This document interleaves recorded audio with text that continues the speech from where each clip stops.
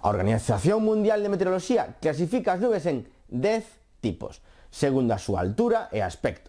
Aquí temos un montón delas.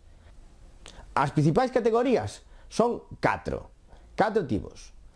Primeiro, nubes altas. Son orixinadas a partir de 6 km de altura. Divídense en 3 xéneros: cirros, cirrostratos e cirrocúmulos. Están feitas de pequenos cristais de xeo. Parécense a plumas con aspecto filamentoso. Márcanos a dirección do vento na alta atmosfera e poden indicar tamén a chegada dunha fronte. Aquí vemos agora as nubes medias, situadas entre os 2.500, 2.500 a 6.000 metros. Son altoestratos e altocúmulos, son máis densas e así deixan ver levemente a luz do sol ou mesmo chegan a tapar.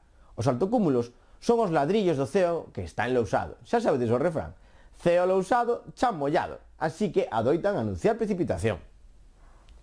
Vemos aquí agora as nubes baixas, por debaixo dos 2.500 metros. Son as causantes da maior parte das precipitacións.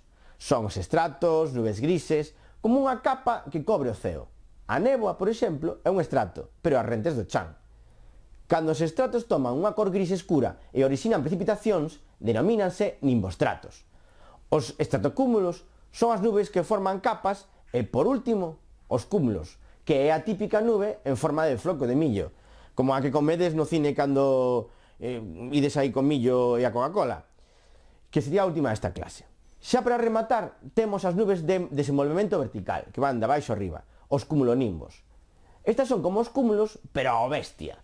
Poden ocupar todo o espazo en altura das categorías interiores, chegando a acadar o teito da troposfera, onde fan esta forma de bigornia tan característica.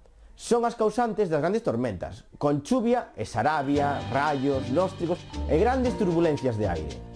Isto é como na peli O Señor dos Anéis, 4 tipos de nubes para dominalas a todas.